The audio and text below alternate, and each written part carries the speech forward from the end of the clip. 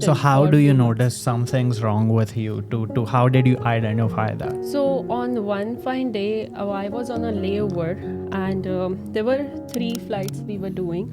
It was through the night flight. I landed at 3 o'clock in Nagpur, and in those all the 3 sectors, I had such a severe congestion in my nose that we had to descend slow, and then it was getting really difficult. I was not able to do RT, I was not able to talk well. Any announcement I was making, cabin crew figured that I'm not well. Okay. They came with some medications, and then on the layover I went to take steam. I was trying hard to clear my nose for half an hour in a steam. Correct. I was still not successful in clearing the nose. You didn't have the feeling of having a clear nasal, pathway. passage. It was still blocked.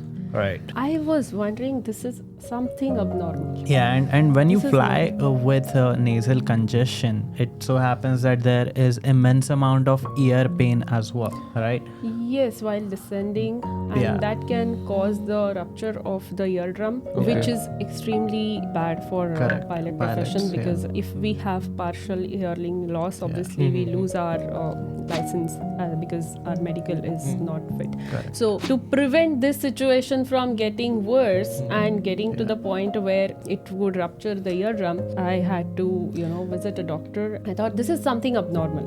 I have to see ENT Correct. specialist. Correct. Then when I saw, and Dr. Rakesh, my husband, so he took me to the ENT specialist who he knew, and then she put a scope in my nose which has a camera on it, and then that scope can see in the nasal passage what is there in it. Through that scope we were able to figure out that there is a growth in the nose which is polyp, and then she said there is extensive bilateral polyposis. That means on both sides the it is filled. nostrils. It is not that only on one side there is a polyposis, it is on both sides. So both the passages are blocked. And she said, no, you have to be on medications.